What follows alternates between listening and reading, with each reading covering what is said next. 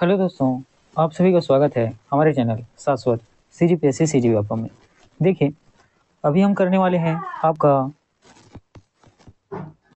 ठीक है अभी हम लोग करने वाले हैं आपके CGPSC का। ये आपका क्लास नंबर मेरे ख्याल से 13 होगा, है ना। क्लास नंबर कौन सा होगा? 13 होगा। और इसके पहले मैंने 12 वीडियो, है ना, पहले अपलोड कर दिया है। तब वहाँ भी उन सारी वीडियो को देखेंगे, क्योंकि वहाँ सारी इंपॉर्टेंट चीज़ को मैंने करा रखा है। और आगे भी हम इसी तरीके से आपके क्लास को कंटिन्यू करेंगे आपके एग्ज़ाम तक। ठीक है, चलिए आगे बढ़ते हैं और देखेंगे आज आपका क्लास। एक मिनट, इसमें कौन सा पेन यूज करूं? ठीक, देखिए ये आपका पहला प्रश्न है। इस प्रश्न में आपसे पूछा गया है कि निम्नलिखित में से किस जनजाति को छत्तीसगढ़ सरकार ने विशेष पिछड़ी जनजाति में अलग से शामिल किया है, ये आपको बताने हैं। देखिए, अब जो विशेष पिछड़ी जनजाति है, ये निर्धारित जो है केंद्र सरकार करती है। और केंद्र सरकार से हटकर अगर किसी राज्य में, ठीक है, किसी राज्य में कोई जनजाति विशेष पिछड़ी जनजाति के अंतर्गत आने की आहारता रखता है, तो उसको राज्य सरकार भी अलग से तय कर सकती है।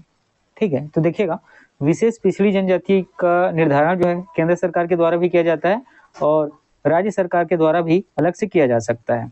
ठीक है, इतनी चीजें हुई। तो इसी को हमारी छत्तीसगढ़ सरकार ने, क्योंकि केंद्र सरकार ने पहले ही, है ना, 2 जनजातियों को विशेष पिछड़ी जनजातियों में शामिल कर रखा है, और उसके बाद हमारी छत्तीसगढ़ सरकार के द्वारा किस जनजाति को दिए गए ऑप्शन में विशेष पिछड़ी जनजाति में शामिल किया गया है, अलग से ये बताना है।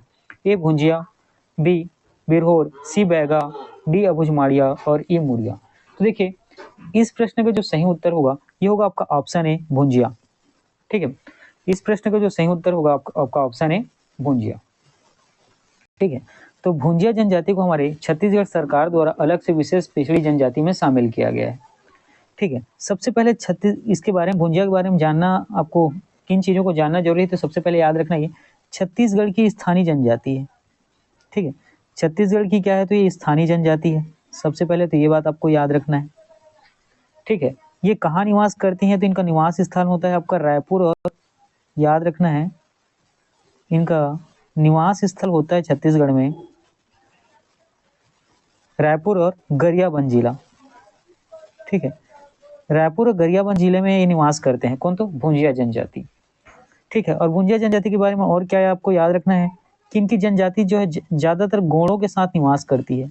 जो गोंड जनजाति है उनके साथ निवास करती है। उसके बाद भी ये क्या करते हैं, ये छत्तीसगढ़ी बोली बोलते हैं। ठीक है, ये जो है ना, भुंजिया जो है क्या करते हैं, छत्तीसगढ़ी बोली बोलते हैं, है ना, छत्तीसगढ़ी भाषा बोलते हैं ये। ठीक है, इतनी चीजें आपको पता चली। उसके बाद आपको याद रखना है कि भुंजिया जो है जनजाति जो, ठीक, जो भुंजिया जनजाति जो है ये 2 भागों में बटी हुई है। एक कुछ छिंदा भुंजिया जनजाति के नाम से जाना जाता है, या ऐसा कहें 2 वर्गों में बटी हुई है। एक वर्ग को छिंदा भुंजिया जनजाति के नाम से जाना जाता है और दूसरा को चौखटिया। ठीक है, दूसरा को क्या, तो चौखटिया भुंजिया जनजाति के नाम से जाना जाता है। ठीक है, साथ में इस जनजाति के बारे में विशेष क्या याद रखना है कि याद रखिएगा, अगर कोई रोग हो जाता है तो उसके उपचार के लिए ये क्या करते हैं, गर्म लोहे से, ठीक है, लोहे को गर्म करके, या ऐसा कहें गर्म लोहे से उस अंग को दागते हैं। ठीक, गर्म लोहे से अंग को क्या करते हैं, दागते हैं। ठीक है, इतनी चीजें आपको इस जनजाति के बारे में याद रखना था। तो बेसिकली यहाँ पर हम लोगों ने भुंजिया जनजाति के बारे में क्या देखा कि ये रायपुर और गरियाबंद जिले में निवास करती हैं, है ना, मूल निवास स्थल इनका यही है। ये ज्यादातर गोंडों के आसपास वाले क्षेत्र में रहती हैं। उसके बाद भी ये छत्तीसगढ़ी बोली बोलती हैं। ठीक है, भुंजिया जो है 2 उपवर्गों में बढ़ा हुआ है, एक छिंदा भुंजिया, दूसरा चौखटिया भुंजिया। इनको किसी भी प्रकार का रोग होता है तो उसके उपचार के लिए क्या करते हैं, गर्म लोहे या लोहे को गर्म कर उस स्थान या उस अंग को क्या करते हैं, दागते हैं। और यही इनकी उपचार की क्या होती है, चिकित्सा पद्धति होती है। ठीक है, इतनी चीजें क्लियर हुई। चलिए आगे बढ़ते हैं। देखिए आपका अगला प्रश्न है। यहाँ से प्रश्न में पूछा गया कि छत्तीसगढ़ के निम्नलिखित किस जिले में सबसे अधिक वन क्षेत्र है, ये आपको बताने हैं।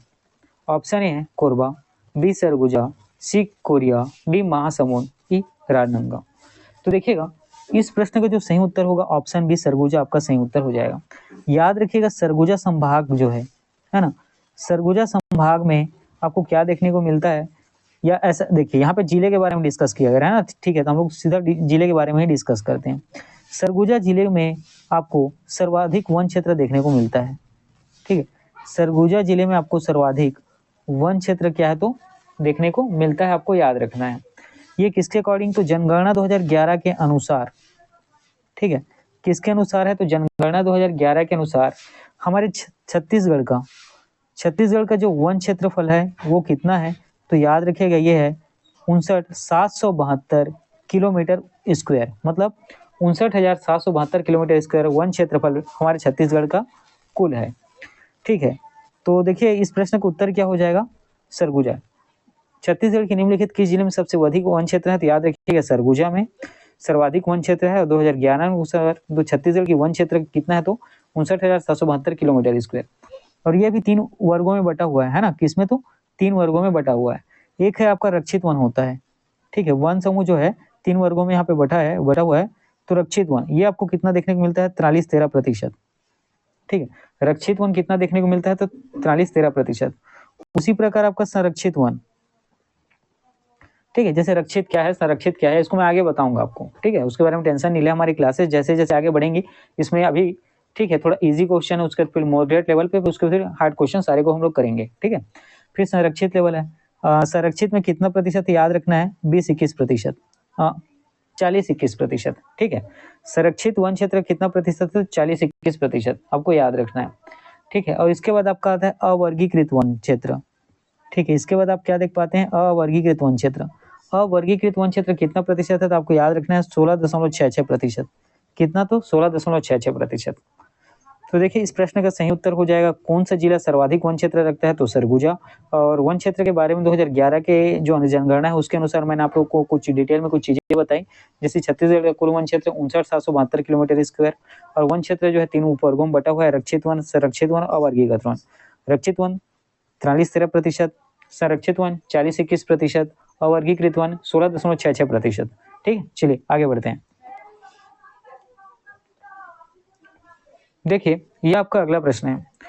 इस प्रश्न में आपसे पूछा गया कि छत्तीसगढ़ में सबसे अधिक जनसंख्या किस आदिवासी समूह की है, ये आपको बताने हैं, है ना। किस आदिवासी समूह की सबसे अधिक जनसंख्या ये हमें बताने हैं। ए उरांव, बी गोंड, सी बैगा, डी माड़िया और ई कमार। तो याद रखिएगा इस प्रश्न का सही उत्तर हो जाएगा गोंड। गोंड के बारे में क्या याद रखना है, ना ही छत्तीसगढ़ में इनकी तो सर्वाधिक जनसंख्या है, साथ ही याद रखिएगा मध्य भारत क्षेत्र में, ठीक है, मध्य भारत क्षेत्र में सर्वाधिक जनसंख्या ये रखती है ना। गोंड जनजाति का न केवल छत्तीसगढ़ में बल्कि भारत का जो मध्य भारतीय क्षेत्र है उन क्षेत्रों में सर्वाधिक जनसंख्या किसकी है तो गोंड की है। और याद रखिएगा इनके नाम से ही गोंडवाना, ठीक है, इनके नाम से ही आपको याद रखना है गोंडवाना को प्रसिद्धि प्राप्त हुई है, ठीक है। गोंडों के, ठीक है, लैंड के या गोंडों की भूमि के नाम से, है ना, क्या तो गोंडवाना क्षेत्र प्रसिद्ध है, ये आपको याद रखना है ना। गोंडों की भूमि के नाम से या गोंडों के लैंड के नाम से क्या तो गोंडवाना क्षेत्र प्रसिद्ध है, ये आपको याद रखना है, ठीक है। और छत्तीसगढ़ में जो है गोंड कहाँ निवास करती है तो याद रखिएगा बस्तर क्षेत्र में। छत्तीसगढ़ में गोंड कहाँ निवास करती है तो याद रखना है आपको बस्तर क्षेत्र में। और बस्तर क्षेत्र को जनजातियों की, ठीक है, याद रखिएगा बस्तर क्षेत्र को जनजातियों की भूमि कहा जाता है। बस्तर क्षेत्र को क्या याद रखना है आपको, जनजातियों की भूमि के नाम से जाना जाता है ना। बस्तर क्षेत्र को क्या तो जनजातियों की भूमि के नाम से जाना जाता है। इसके बाद आपको ना यहाँ पे उरांव जो दिया हुआ है, उरांव के बारे में याद रखिएगा सबसे साक्षर जनजाति है। उरांव के बारे में क्या याद रखना है, सबसे अधिक साक्षर जनजाति है। उसके बाद एक और कौन सा है, ठीक है, मुड़िया। खैर यहाँ दिया नहीं है, मैं आपको बताता हूँ मुड़िया, ठीक। मुड़िया के बारे में क्या कॉन्सेप्चुअल चीजें हैं आपको याद रखना है यहाँ पे कि सांस्कृतिक रूप से प्रसिद्ध जनजाति है, ठीक। मुड़िया जो है अपने सांस्कृतिक, ठीक है, सांस्कृतिक गतिविधियों के लिए जानी जाती है। तो मुड़िया के बारे में क्या याद रखना है, सांस्कृतिक रूप से प्रसिद्ध जनजाति कौन सी है तो याद रखिएगा मुड़िया जनजाति, ठीक है, सांस्कृतिक रूप से प्रसिद्ध जनजाति। तो देखिए यहाँ पर आप लोगों ने क्या देखा, छत्तीसगढ़ में सबसे अधिक जनसंख्या किस आदिवासी समूह की है तो गोंड की है। गोंड का केवल छत्तीसगढ़ में ही नहीं बल्कि मध्य भारत क्षेत्र में सर्वाधिक जनसंख्या है। इसी नाम से जो मध्य भारत का क्षेत्र है उसको, ठीक है, इन्हीं गोंडों के नाम से क्या तो गोंडवाना के नाम से प्रसिद्धि मिली, ठीक है। और हमारे छत्तीसगढ़ में गोंड जो है आपको बस्तर क्षेत्र में देखने को मिलता है। साथ ही बस्तर क्षेत्र को क्या जनजातियों की भूमि के नाम से जाना जाता है। उरांव के बारे में क्या याद रखना था इंपॉर्टेंट, सबसे साक्षर जनसंख्या है, सर्वाधिक शिक्षित जनसंख्या, सर्वाधिक शिक्षित जनजाति है, ये आपको याद रखना है। दूसरा आपको मुड़िया के बारे में याद रखना है कि सांस्कृतिक रूप से प्रसिद्ध जनजाति है।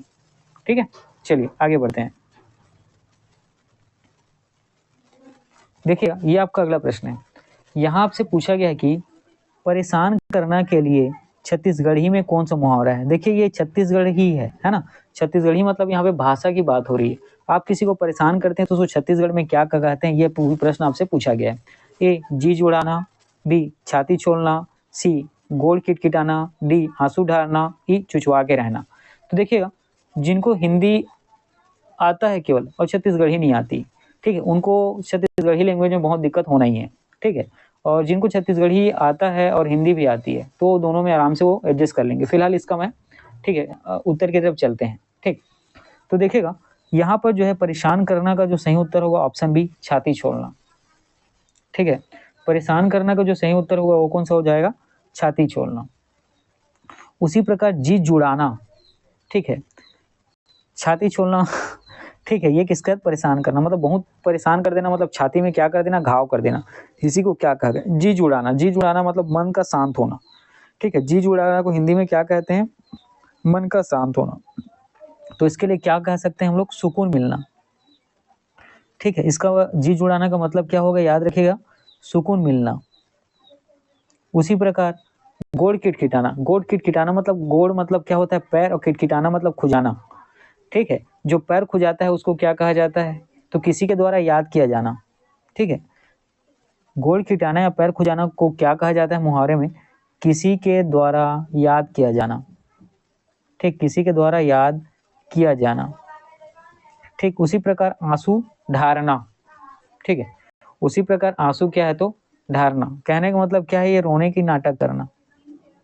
आंसू मतलब आंख और ढारना मतलब गिराना, तो आंसू ढारना मतलब रोने की नाटक करना। इसके बाद देखिए यहाँ पे क्या है, चुचवा के रहना। ठीक है, इसके बाद अगला क्या है, चुचवा के रहना। इसका मतलब क्या है कि आपकी कोई इच्छा हो और आप उसको क्या कर नहीं पूरा नहीं कर पाए। ठीक है, आप उसको पूरा नहीं कर पाए तो बिना इच्छा पूर्ति के रहना। ठीक है, बिना इच्छा पूर्ति के रहना, ये क्या होता है, चुचवा के रहने का मतलब होता है। ठीक है, अब आपकी कोई लालसा हो, इच्छा हो, वो क्या हो, पूरा ना हो। ठीक है, तो आप क्या करना, उसको इच्छा पूर्ति कर रहना। ठीक है, यही मतलब ठीक है, इच्छा की जो पूर्ति है उसको ना कर पाना, यही है चुचवा के रहना। ठीक, इतनी चीजें क्लियर हुई। चलिए आगे बढ़ते हैं।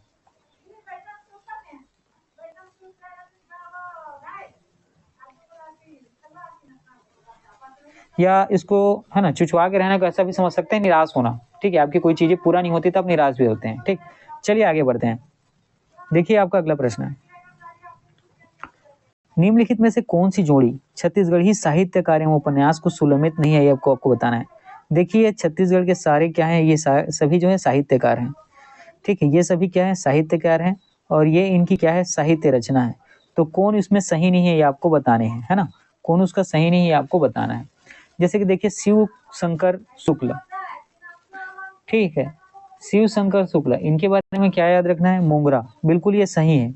ठीक है, शिव शंकर शुक्ल की जो साहित्य है उसका नाम क्या है, मोंगरा है, या ऐसा क्या है उसका उपन्यास का नाम क्या है, तो मोंगरा, ये बिल्कुल सही है। ठीक है, उसके बाद है लखनलाल गुप्त चंदा अमृत बरसाइत। ठीक है, चंदा अमृत बरसाइस, ये भी क्या है, बिल्कुल सही है ना। लखनलाल गुप्त का जो उपन्यास है इसका नाम क्या है, चंदा अमृत बरसाइस। उसके बाद है केयर भूषण फूठाक्रम, ये कई बार पेपर में आया हुआ है ना, इंपॉर्टेंट है, ये बिल्कुल सही है। केयर भूषण का उपन्यास कौन सा है, तो फूठाक्रम। अब देखिए आगे कृष्ण कुमार शर्मा कुल के मर्जात, ये जो है गलत होगा। कुल के मर्जात जो है कृष्ण कृष्ण कुमार शर्मा का नहीं, आपको याद रखना है। इनका एक फेमस है जिसका नाम है छेरछेरा। ठीक, कृष्ण कुमार शर्मा का जो फेमस उपन्यास है उसका नाम क्या है, तो छेरछेरा है। और ये जो कुल के मर्जात हैं ये किनका है, तो याद रखिएगा केयर भूषण के। ठीक है, कुल के मर्जात ये किसके उपन्यास है, तो आपको याद रखना है केयर भूषण जी के। उसी प्रकार हृदय सिंह चौहान, ये भी गलत होगा, हृदय सिंह चौहान ये भी गलत होगा। भोजली के बारे में क्या याद रखना है कि भोजली छत्तीसगढ़ की लोकगीत है ना, भोजली छत्तीसगढ़ की क्या, तो लोकगीत है, वो किसी का उपन्यास नहीं है ना, याद रखना। ठीक है, चलिए इतनी चीजें क्लियर हुई। तो इस प्रश्न में देखिएगा ये भी गलत है और ये भी गलत है। ठीक है, जो सही है उसको मैंने आपको बता दिया है। तो शिव शंकर शुक्ल जी के बारे में याद रखना मोंगरा, लखनलाल गुप्ता जी के बारे में याद रखना चंदा, अमृत बरसाइस, केयर भूषण के बारे में याद रखना फूठा करम, और कुल के मर्जात, कुल के मर्जात। ठीक है, और कृष्ण कुमार शर्मा के बारे में याद रखना छेछरा, और हृदय सिंह चौहान के बारे में यहाँ पे कुछ भी नहीं है फिलहाल अभी, है ना, जो क्योंकि उतना इंपॉर्टेंट है नहीं तो मैं यहाँ से चीजों को रखा नहीं हूँ। ठीक है, तो और भोजली के बारे में याद रखना छत्तीसगढ़ की लोकगीत है ना। चलिए आगे बढ़ते हैं।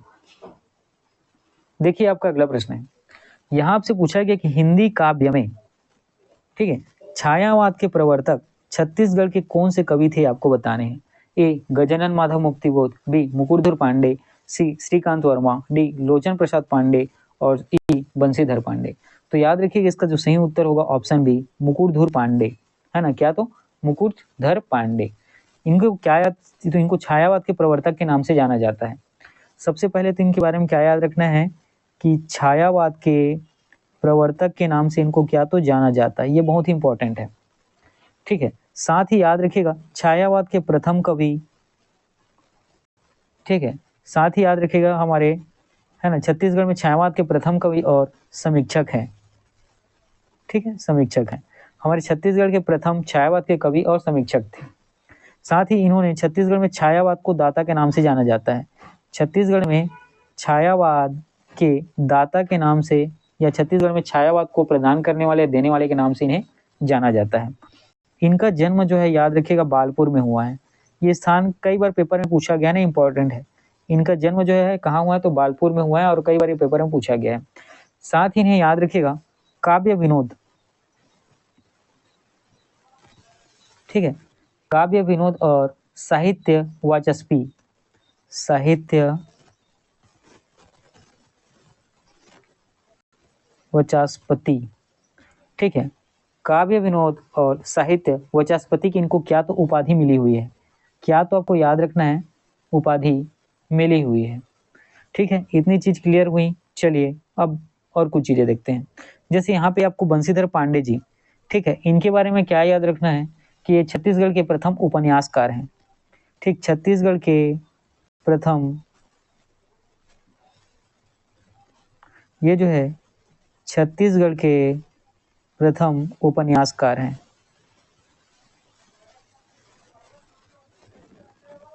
ठीक है, तो बंशीधर पांडे के बारे में क्या याद रखना है कि छत्तीसगढ़ के प्रथम उपन्यासकार हैं। इतनी चीजें क्लियर हुई।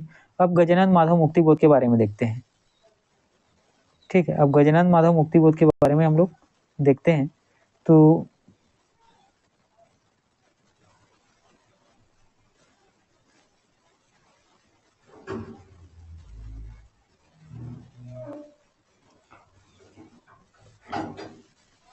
ठीक है, तो गजानन माधव मुक्तिबोध के बारे में याद रखना है इनको। इनको हमारे छत्तीसगढ़ राज्य का नीलकंठ कहा जाता है। ठीक, हमारे छत्तीसगढ़ राज्य का ये नीलकंठ कहलाते हैं। ठीक, गजानन माधव मुक्तिबोध के बारे में क्या याद रखना है, हमारे छत्तीसगढ़ राज्य का ये नीलकंठ कहलाते हैं। ठीक है, इतनी चीजें क्लियर हुई। चलिए आगे बढ़ते हैं। देखिए आपका अगला प्रश्न है, यहाँ आपसे पूछा गया कि भारत के संविधान निर्माण सभा में छत्तीसगढ़ के निम्न ब्रिटिश क्षेत्रों से निर्वाचित हुए थे। ये आपको बताने हैं कौन कौन व्यक्ति जो है ना, जो संविधान निर्माण सभा बना था उसमें छत्तीसगढ़ से, हमारे छत्तीसगढ़ से ब्रिटिश क्षेत्र से निर्वाचित हुए थे। ए रविशंकर शुक्ल, दो ई राघवेंद्र राव, सी ठाकुर छेदीलाल, और डी घनश्याम सिंह गुप्ता। देखिएगा इसका जो आपका सही उत्तर होगा, चलिए पहले तो हम लोग इसको ना करने की कोशिश करते हैं, फिर सही उत्तर में जाएंगे। देखिए ब्रिटिश क्षेत्र से छत्तीसगढ़ में, देखिए क्या संविधान सभा के निर्माण में आपको याद रखना है ना, संविधान सभा निर्माण में छत्तीसगढ़ से 6 सदस्य शामिल हुए। कितने? 6। और 6 में से 3 शामिल हुए थे ब्रिटिश क्षेत्र से, ठीक है, और 3 शामिल हुए थे देसी रियासत से। कहां से? तो देसी रियासत से। ठीक है, तो संविधान सभा का निर्माण सभा में याद रखना है छत्तीसगढ़ से 6 सदस्य शामिल हुए, 3 ब्रिटिश क्षेत्र से और 3 देसी रियासत से। ठीक है, इतनी चीजें क्लियर हुई। अब देखिएगा जो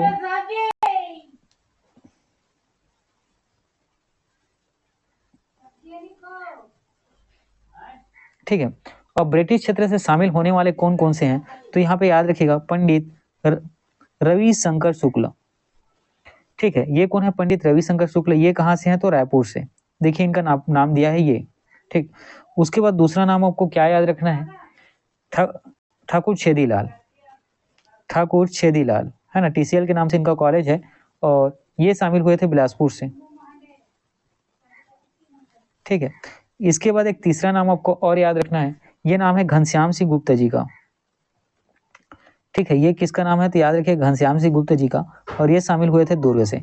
अब देखिए आपके ऑप्शन में 1, 3, 4, तो 1, 3, 4 ऑप्शन डी आपका सही उत्तर हो जाएगा। ठीक, इस प्रश्न का सही उत्तर हो जाएगा ऑप्शन डी 1, 3, 4। अब देखिएगा इसमें कुछ चीजें आपको और याद रखनी जो इंपॉर्टेंट है। ठीक, इनको मैं मिटाता हूं।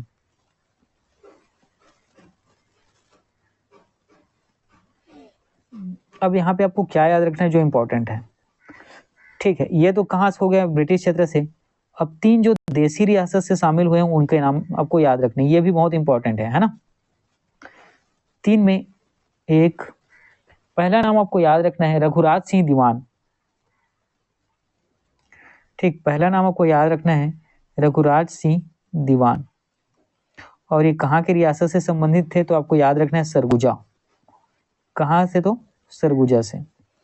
दूसरा नाम आपको याद रखना है राम प्रसाद पोटाई।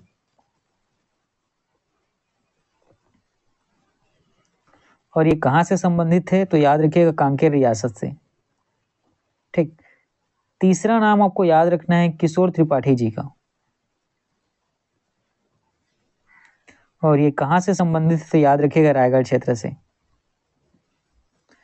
ठीक है, इतनी चीजें क्लियर हुई। तो देखिए यहाँ पर हम लोगों ने संविधान निर्माण सभा में 6 सदस्य छत्तीसगढ़ से शामिल हुए थे, 3 ब्रिटिश क्षेत्र से और 3 जो है देसी रियासत से। ब्रिटिश क्षेत्र से ये 3 व्यक्ति शामिल हुए थे, रविशंकर शुक्ल रायपुर से, ठाकुर छेदीलाल बिलासपुर से और घनश्याम सिंह गुप्त से, है ना। और 3 देसी रियासत क्षेत्र से शामिल हुए जिसमें रघुराज सिंह दीवान सरगुजा से, रामप्रसाद पोटाई कांकेर से और किशोर त्रिपाठी रायगढ़ से। इतनी चीजें क्लियर हुई। चलिए आगे बढ़ते हैं।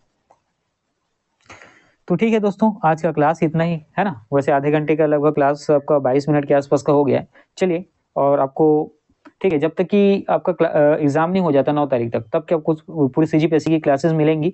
और उसके बाद अगर कोई प्री निकल ले जाता है ना, किसी का प्री निकल जाता है, तो मुझे मैसेज करना, उसके बाद हम लोग आपका मेंस का भी क्लास आगे कंटिन्यू करेंगे। ठीक है, चलिए आगे बढ़ते हैं।